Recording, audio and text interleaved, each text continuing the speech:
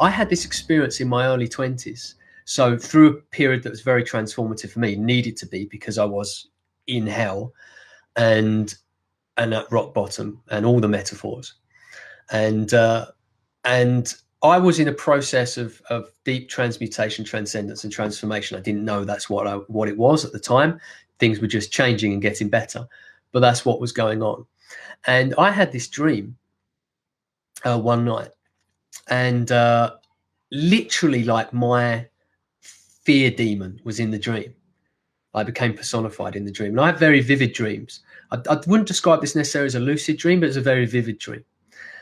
And he was there. He was enormous and he was scary looking. It was stuff of horror films.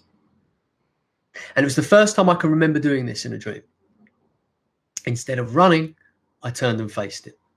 Now, so something was going on up to this period of time.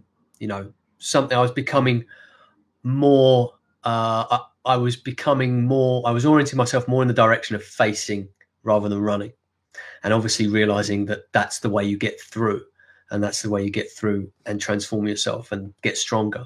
So and safety comes through that strength.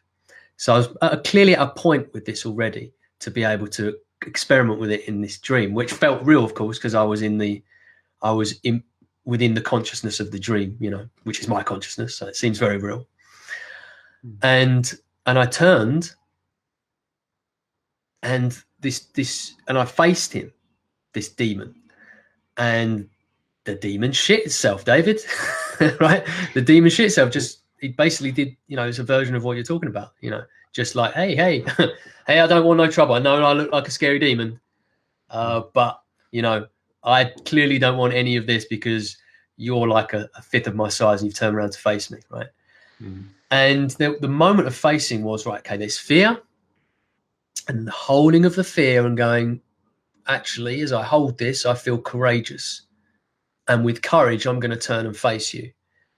And it felt like the fear this is the thing, it's not like the fear goes away, but the courage and the strength is infused with it. And now it's like, I wrote this only yesterday, actually. So let me see if I can remember this exactly how I wrote it, because it's for mapping out a weekend I'm going to be facilitating next month. And I wrote that when we embrace emotion, what was it? It was, when we resist emotion, it dominates us. When we embrace it, we can harness it. Okay, it's quite complete. Like, there's a lot in there, but it's quite complete in just that small sentence. So when we resist emotion, it dominates us. And that's what we're talking about, the hounds of hell, the demon chasing us. But if we embrace it, we harness it. So it's like this, in this embrace and holding of the fear, there is this strength and courage that also is there with it. And it's transcendent now. It's transcendent of the fear. The fear doesn't go away. It's something else that's emerged that feels really powerful.